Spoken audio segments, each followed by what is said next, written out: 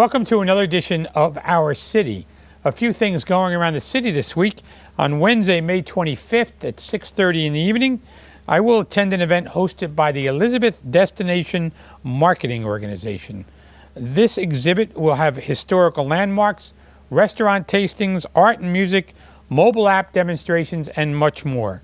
It will be held at Veterans Memorial Park, which is located on Elizabeth Avenue and Front Street. For more information, call 908-355-9797. On Thursday, May 26th, I'm going to attend the Elizabeth High School's annual Excellence Award dinner. It will be held at the Winfield Scott Ballroom at 323 North Broad Street. This is when the high school honors the best of the best in the high school. On Saturday, May 28th at 10 o'clock, I'm going to join members of the community for the Islamic Day family outing. Will be held at Kellogg Park on Fanny Street and Madison Avenue. The rain date for this event is May 29th. If you need more information, please call 908-469-4323. I would like to remind all of the residents of the City of Elizabeth that Monday, May 30th, City Hall will be closed in honor of Memorial Day, where we pay tribute to all of those men and women who have paid the ultimate sacrifice in defending our country. In addition, on Monday at 10:30, Memorial Day, members of the Elizabeth Firemen's Association will hold their annual memorial service for deceased firemen. This service will honor all the firemen who have been lost in the line of duty. That is 10:30 in front of the Union County Courthouse on Monday. And immediately following that event at 11 o'clock in the morning, the City of Elizabeth's Memorial Day service will be held. This commemoration, which honors those who have died while serving our nation, will be held in Winfield Scott Park, directly across the street from City Hall.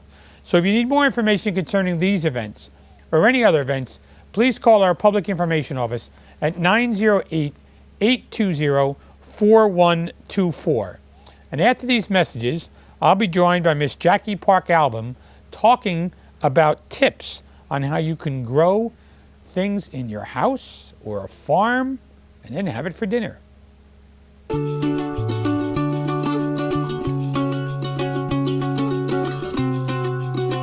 We have some of the finest teachers in the country. And then they graduate. Kane University. Welcome back to Our City, where I'm pleased to be joined by Miss Jackie Park-Album and Home Gardening Tips. Jackie is the Elizabeth Groundworks U.S. Farm and Garden Director. Come grow with us.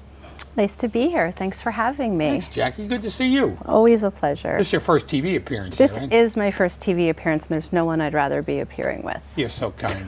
There's no one I'd rather be on a farm with or growing stuff than you, as I have Many times. So first of all, Jackie, tell me a little bit about yourself. Sure. You got a little guy, you know. I do. You went to school. Where'd you go? I do. I went to FIT, actually, in the city, and I majored in marketing. And through a couple twists of fates, ended up in your grand city and started a community gardening program. And you have a little guy too, right?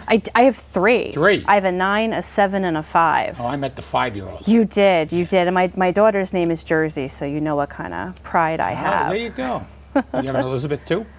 No. I'm sorry? You have an Elizabeth girl? No. But actually, I do have a cat that was picked up from Elizabeth, whose name is Ember Amy Elizabeth Allbaum. That's a lot of name for a cat. It is. We call her Ember. Yeah, I was going to say. So, how does a woman wind up majoring in marketing and then going into gardening? How did that happen, Jackie? You know, it's nature and nurture. My father was a big ornamental gardener. We're from Bloomfield, and my backyard was always paradise. So I was very inspired by flowers and trees and had a passion. And later, actually, I'm adopted, and I've found my birth mother and her family, and her mother is a huge master gardener. So I think I got it kind of from both sections, and then I was actually... So you were able to get it from your adoptive parents and your biological mother. Yeah. That's a twist of fate, it's in me, and it's and it's around me, and then I ended up in your city, and I was working for United Way, and Assemblywoman Quijano, who we all know, wanted to have some container gardening classes in the city and show people in a more urban area that they too can grow. And I had little kids at the time and this passion for nature, and I kind of found myself there. And Elizabeth's been a great home for us. And you're using your marketing skills to market this as well. I wouldn't be sitting here otherwise. We've created some really good programming. We work with probably thousands of people at this time, but we, have the ability to engage the public and then educate the public. So it kind of all comes together. So Jackie, I don't know much about gardening, and my mother always said that she had a green thumb, but the rest of the family could kill us. What's a green thumb? I think it's kind of an illusion. I think gardening can kind of be intimidating. So they say the person with the green thumb is the one who can, coax the tomatoes really big, and they know how to plant some flowers around them that help keep out some of those bugs. But I truly think, and we do see this with the kids, when we were in one of the schools in Elizabeth, and, we're showing them, they're very hesitant. I think it has more to do with not getting involved than the fact that you really can't grow anything. Like, if you don't water it, it's going to die. And if you don't love it, you're not really thinking about it. So that would be my thoughts. Good. So a perennial and an annual. Whew. There's a big difference between a perennial and an annual? There is. So a perennial it can live forever, so to speak. Most things in our world don't live forever. You have some trees that are a couple hundred years old, but a perennial is something you put in, like a crocus, a tulip, a hyacinth, those beautiful, what are they called?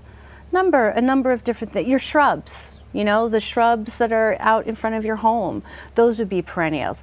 Now your annuals is when you pack yourself up and go to Home Depot and you buy flats. Very often my wife does this all the time. Right. Well, tell her I want all of her containers. Really? Yeah, because we use them at the farm. I mean, we'll get to that in a little bit. I have a whole bag home. I just put them in a recycling bag. Well, we'll give her a call and see if we can get them out, and I can always use them. But all those plants that she picks up, so every year she goes, and this year she's like, Chris, I want to do purple, and she buys, some purple vincas and some other different plants, and she plants them. But at the end of the year, they're done, because they weren't really made for this area, so they don't really get to seeding.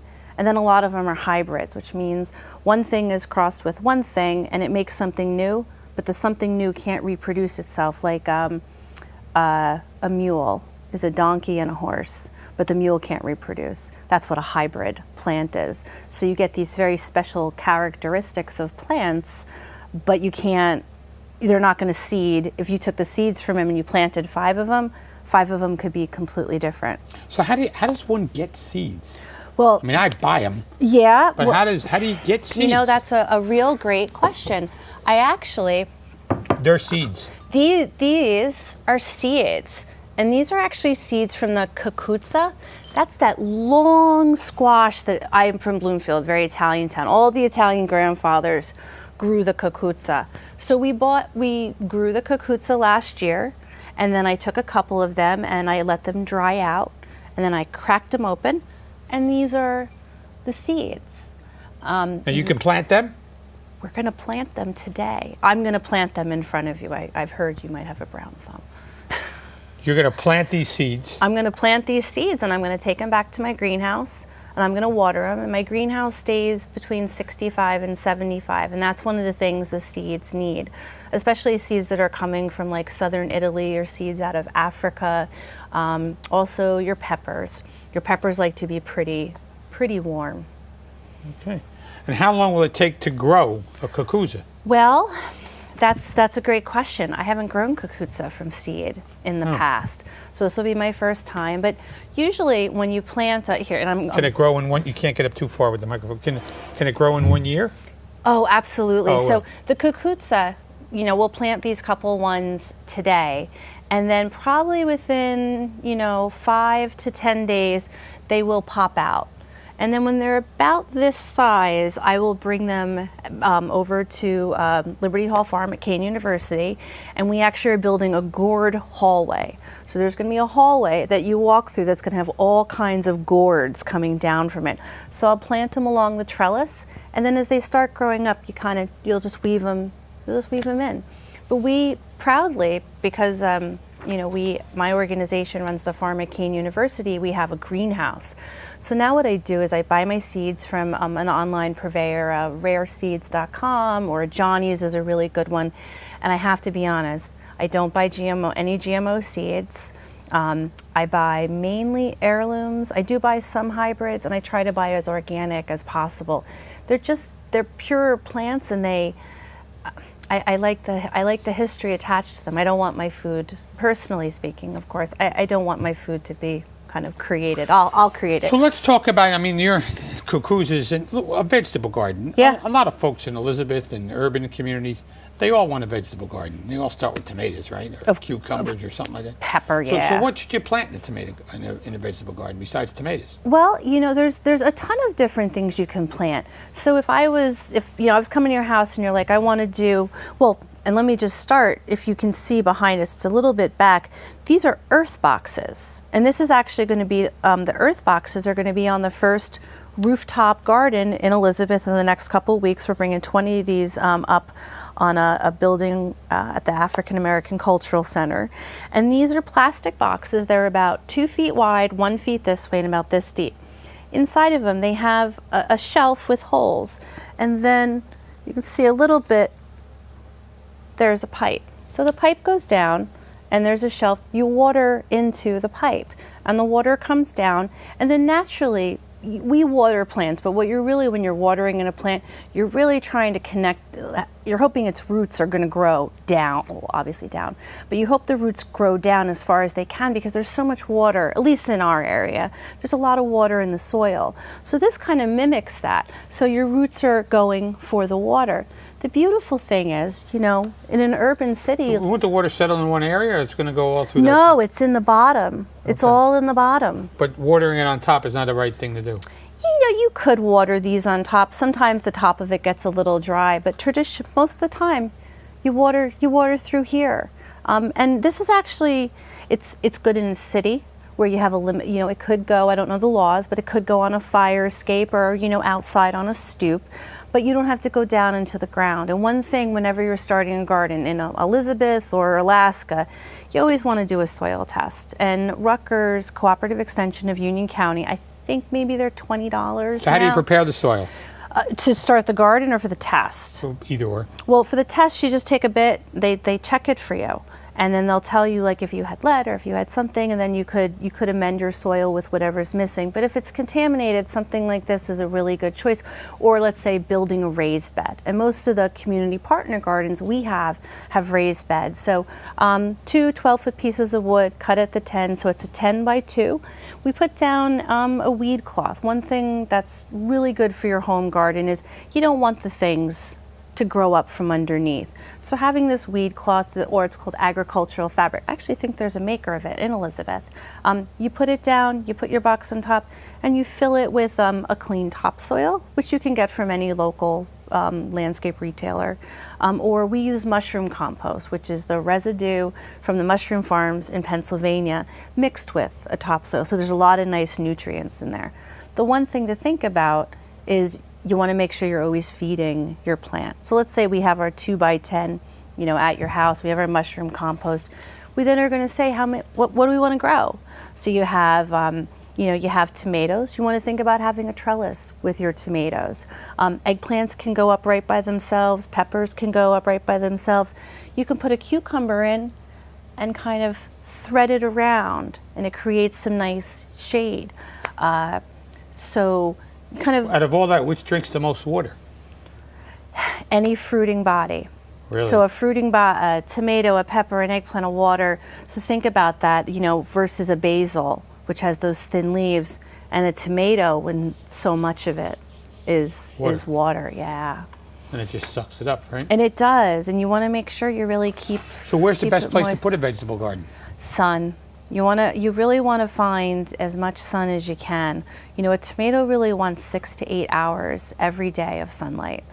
So that's something to think about. If you don't have sun, there are lots of herbs and lettuces and more of your leafy greens that are fine in shade. We're actually working with Thomas Jefferson Academy in Elizabeth. They actually have an alley, and we're going to bring earth boxes in. and they're just going to use more shade tolerant because they have a limited amount of sun. So there's plenty you can grow. And if you're in a house and you have a nice windowsill, you could definitely get some a parsley, maybe a basil, some thyme. Rosemary likes a little bit more sun, but you can How did do you that. learn all this? Just Oh from gosh. the adoptive mother or the biological mother? Yeah. You know, I just always looked, and I really fell in love with this, and I've had some great people around me. I've taken the Master Gardener's course, which you is have? absolutely. That was probably from marketing to this and that was breadth of knowledge, extremely learned. oh, thank you. Thank you. You know, and I'm just like, I mean, I'm only on question 5. I got like 30 questions, and you just fill in the whole time thing here. So if you're planning a garden, how do you come up with a good design for that garden?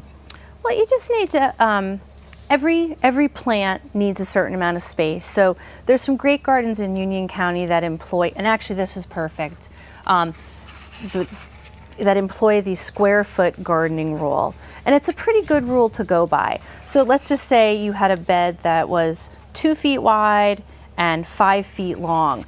I would say that there's a good amount of room for 10 plants here. You space out your tomatoes because they're big and they move. So maybe a tomato here and a tomato here. Maybe, a pepper, an eggplant, a pepper, an eggplant, and then, some herbs. You don't want to super crowd, and understand when you start, your plants are so little, you really, really want to add more plants, but don't. These plants get so large, and if they don't have enough space, that's when disease happens, because you need the air going through it. You need the rain coming in. So don't overplant. But everyone, the first year they garden, they put like 16 tomatoes in here, and then, 3 months later, it's like this thing. They get tomatoes really small, and they wonder why. Well, that's the other thing. It's just, it's just like people. Like if they don't get enough food, and they don't, which is, for them, their water and their sun, and we do use some organic fertilizers with our plants. So how often do you fertilize? It depends. Your heavy feeders, we can go anywhere. Well, I have to be honest. We cultivate about 2.5, almost 3 acres at Liberty Hall Farm. So it's hard to get to 7,000 plants all that regularly. But for our heavy feeders, once a month, maybe twice a month. And there are some really nice pre-mixed liquid organic fertilizers that you really can just go in 1, 2, 3, 1, 2, 3, usually along the side. The fertilizers, sometimes they say they're hot. You all this yourself over there? You got a staff? You got other people helping you? I do. Volunteers? We accept volunteers, and thank you for asking. The second Friday, Saturday, and Sunday of every month, we invite volunteers to the farm. We recently got an amazing grant from the DEP for a project we're working on called More Peace, Permaculture, Education, and Agricultural Systems. So there's a coordinator, and then we have some funding for summer labor, and then cane. Yeah, I can't say enough. We've gotten to know some professors, and as we meet more and more, there's a lot more help coming through, which is awesome. Because, and forgive me for explaining this, but 30% of what we grow stays with the college. It'll be served in the new restaurant, Enoteca Ursino.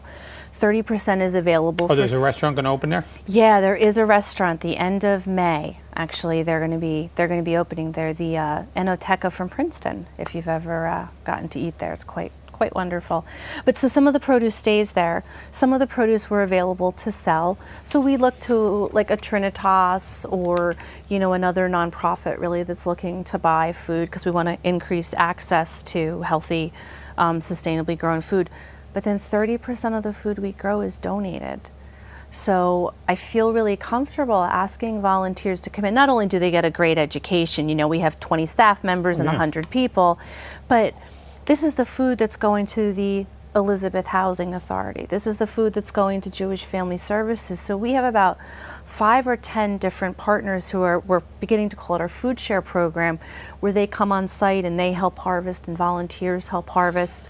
So it's a really we talked about how thing. you think you should fertilize once a month. What about water? I mean, water. It's a real big thing. You can always kind of put your hand in And if it's not moist, it probably needs, it probably needs a drink.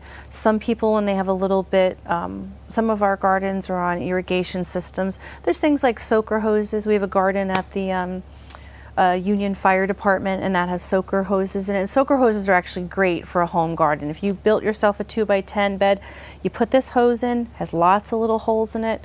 You put it in, you turn it on for an hour or two when it's dry, and you go on. You don't have to stand there. Right, and that, I think we're all really busy. When are you going to get a chance to do it? So what about indoor water plants? Again, you really want to stick your finger into that soil, and if it's really dry, you want to give it a little water, but always pay attention. Indoor plants tend to need less water. Less, because they are your indoor plants. They're not getting the sun. So I might water my tomatoes when it's hot every single day for a couple hours. And this is at the farm. In a garden, maybe you give it like a 5-minute if it's super hot. But inside, your temperature is more controlled. There's less heat usually inside. So the plants, not that the plant itself doesn't need as much water, it's usually a plant that doesn't require quite as much water. Your jade plants, or those long ones that end up probably in all the offices in that City Hall, they can exist on a little bit less water, but the same thing. You check it if it's dry, but read the labels. Some jade plants, if you water them too much, they're done. So you really want to read your labels. So my staff has prepared a question for me. Why does my blank keep dying? Why does your blank? Yeah. Oh, I hate when my blank keeps on. My blank I guess keeps there's a on lot dying. of people who can fill in that blank with a plant of some sort. So many different things. Too much light, not enough light, too much water, not enough water, and then not so much inside, but definitely outside, pests and diseases. And there's one of my farmer mentors said to me, I said, what do we worry about with the tomatoes? This is when I was moving from community gardens to, last year we had 500 tomato plants. Like, what am I looking for? What do I do? And he's like, to a certain extent, there's almost nothing you can do. There's 500 tomato plants. 500 tomatoes. How many tomatoes does that generate? Well, thousands. Thousands upon thousands. We, to be honest, and this is really where the food share program came in for us, we couldn't pick them all. We just had so many tomatoes, we couldn't even pick them all. Same thing with our strawberries. So the second Sunday of June, we're inviting the community in, and they're going to do a pick your own. I must have 5,000 strawberry plants. And they've matured already, the strawberries? A little earlier than they should be. They already are, they've all flowered, and they're already starting to form the strawberries. It's a little bit early. Wow. Yeah, and that's actually something interesting for your home gardener. We have climate change. So why did my blank die? Why did my crocuses die? We had such a warm period that if you notice in January, February, the crocuses started coming up. And then the warm period. They did. Yeah. In my yard they did. Yeah. So then when they came out, when they kind of went back down a little bit, but they were still kind of there, and there was some bad frost, so it burned off the top of the crocuses. So to be honest, the crocus crop this year was less than stellar because the frost just took it down. So why did the crocus die? Climate change, It's meant to have this long, cold, dormant period, but once it has temperatures of X amount for X amount of days, it's like, I'm coming. But then it was like, Republicans don't believe in climate change. Well, everyone makes their own decisions. But it's happening. I would think perhaps when those sea levels rise and the Elizabeth River is 8 feet taller, perhaps our Republican governor might pay a little bit more attention. So fruits and vegetables, can it be grown indoors? I think that's hard. In a greenhouse, totally. We have a greenhouse, at the Portuguese Club, where we've had tomatoes kind of throughout the winter, and but at home, it's really your greens. You might be able to get some lettuces, but to really get those lettuces and stuff going, you always can invest in a light. And you can buy a special UV light that will help give them the amount of sun that they need. So we're almost out of time, so Yeah. I'm curious to know, you have some plants there that you're going to actually eat. Yes, I do. So one of the coolest things I get to do is I get to bring things around and I get to tell people that they can eat them. And one of the, oh, sorry. You got a little water in that one. Yeah, it's thirsty, I guess. So one of the coolest things that blows everyone's mind, whether they're 4 years old or they're, you know, my good friend Jerry Bryden, who works with me, is 79, and he's the same way. You make them eat flowers. Everyone's like, what do you mean you're going to eat flowers? But you can, these are called Johnny Jump Ups. They're some of the first flowers of the spring, and you can eat them. And actually, they'll be the garnish in the cocktails now at the new restaurant at Kane. They will. Yeah, edible flowers are really huge in nice restaurants, and they put them in drinks. These you often actually see on wedding cakes. They'll crystallize these, and you'll see them going around Fascinating. the wedding cake. You love this. I do. I do. And that's what's fantastic about everything you do. Thank you. Because you really care about it. I do. And I'm hopeful that we can get more and more of this stuff, not only in Elizabeth, but in the surrounding regions. Yeah, you know, and the amount of support that we've received from your administration, you know, from the schools in Elizabeth, from different, you know, nonprofits, and even now, and this is interesting, from the county started a program called Union County Means Green, and we are administering grants to help get more gardens in Union County. So we're definitely on the upswing. So Jackie, I want to thank you for taking the time and bringing all this to our show today. And hopefully I can see more of it. I want to see those tomatoes grow too. Absolutely. Thanks for having me. So thank you very much, Jackie. Thank you. For Jackie Park Albin, I'm Chris Bolwage. We'll see you next week on another edition of Our City.